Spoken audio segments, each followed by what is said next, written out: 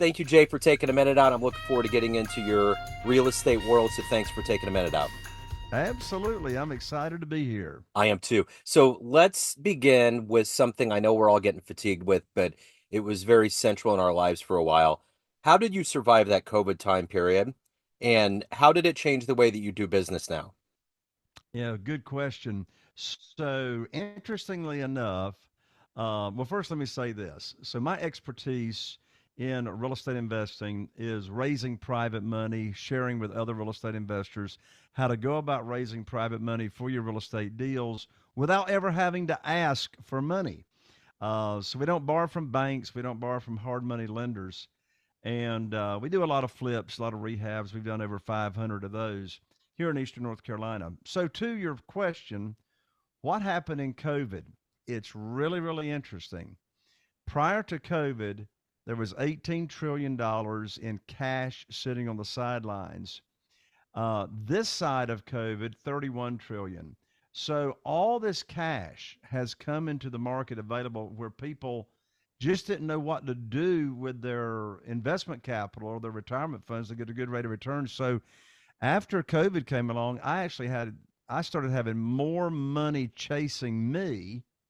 And so I ended up with a problem and still have the problem today. And that is there's more money available than there are deals, quite frankly. So, and of course, we all know what happened with the crazy rise up in prices of single family houses and real estate within a year to 2 years after COVID came along. So, the bottom line answer to your question, for whatever reason, more money is available today than ever before for to use for real estate investing. And so, from that angle, it's been a positive. So let's get to the heart and soul of what you do right now in 2024. I'm going to put you in front of a bunch of third graders at career day. And one of the curious kids says, "Hey, what do you do for a living?" How do you answer them? What I do for a living is I help a lot of people in different ways. So I help my private lenders make high rates of return safely and securely.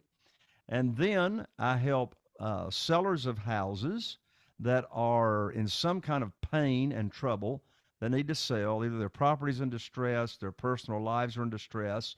So we come along with a solution to purchase their houses and help them get out of debt and being stressed out.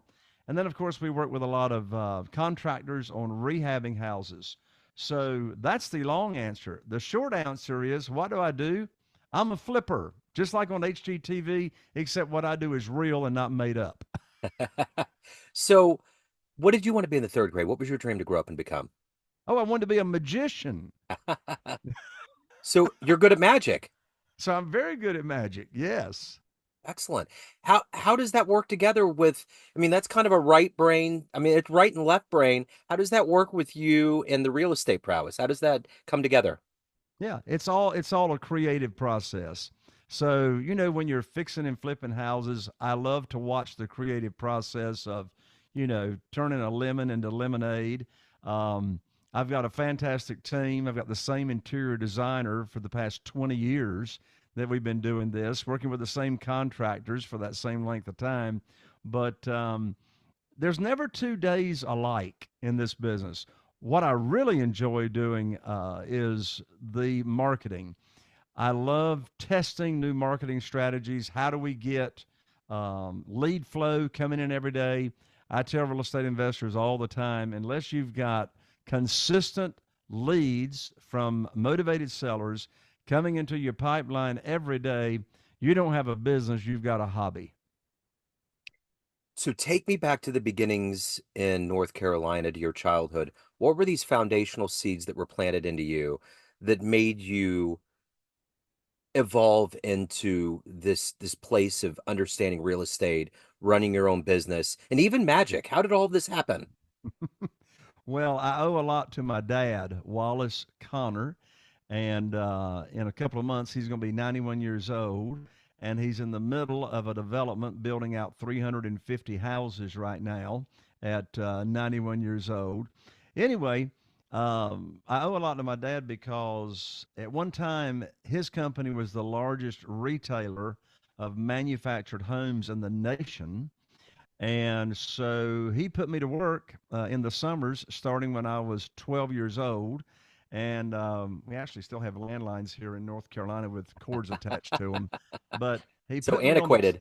yes, he put me on the telephone, checking out people's credit and calling their landlords and calling the furniture companies to see if they made their payments on time because he had his own acceptance corporation. So he manufactured, most people call them mobile homes or trailers, manufactured homes.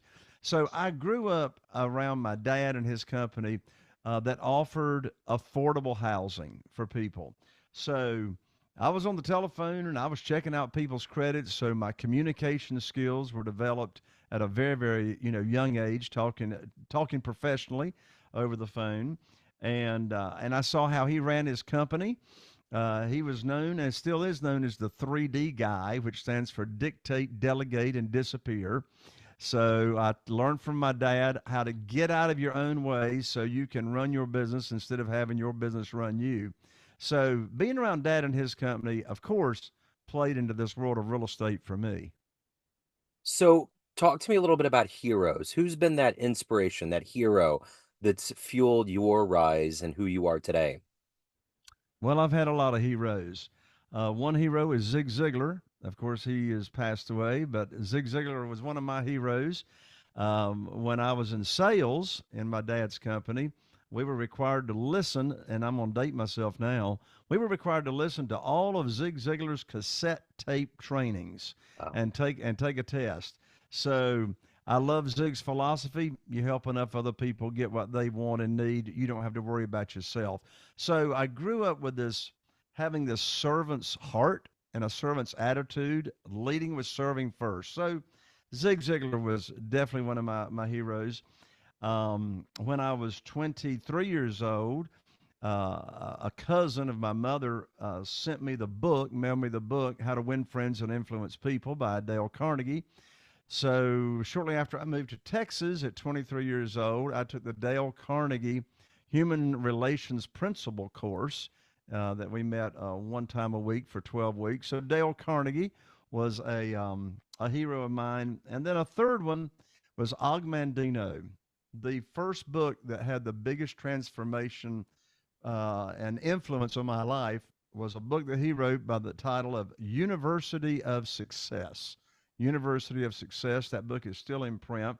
It changed my life, and I was also very very fortunate to get to know and be around quite a bit Jack Canfield, who is the co-author of the Chicken Soup for the Soul series. In fact, I got designated as one of his um, certified trainers on the success principles.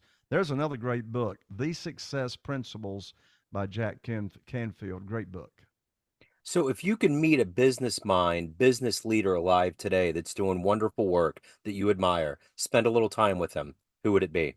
John Maxwell. Yeah. John Maxwell. I did actually get to shake his hand last week and get a picture with him and heard him do a 2 hour talk. The best speaker I've ever heard in my life. He was amazing. I'm in a mastermind group, and our mastermind group had him come speak. But I'd love to have some one on one time with Yeah. John Maxwell. Yeah. So what is the motivation for you every day to wake up and to do the good work that you do and to evolve as a human being and to continue to stay um, curious and willing to learn? What is that for you every day? Um, I've gotten to a point in my life that if I wanted to be a couch potato, I could financially, but I have a fear of being bored to death. And so I stay very, very busy. So what gets me up and going is I've reached this point in my life of what we call significance or making an impact. And that's why I do multiple live events a year and speak with people and motivate them and teach them what I know about real estate. Nothing thrills me more than to be a part of somebody else's transformation, financially and mentally. So the one thing about a career arc is there tends to be kind of an up and down. There's things that can dip here and there. Was there a particular time in your career that was maybe taxing or exacting, but it you grew a lot? It ended up being something that was advantageous or good for you at the end. Was there a time like that? Absolutely. Absolutely. I mean, the most monumental experience immediately comes to mind when you ask that question. My wife, Carol Joy, and I, we started investing in single family houses here in Eastern North Carolina all the way back in 2003. And from 2003 until January of 2009, all I knew to do, Joe, was go to the local bank where I had my lines of credit.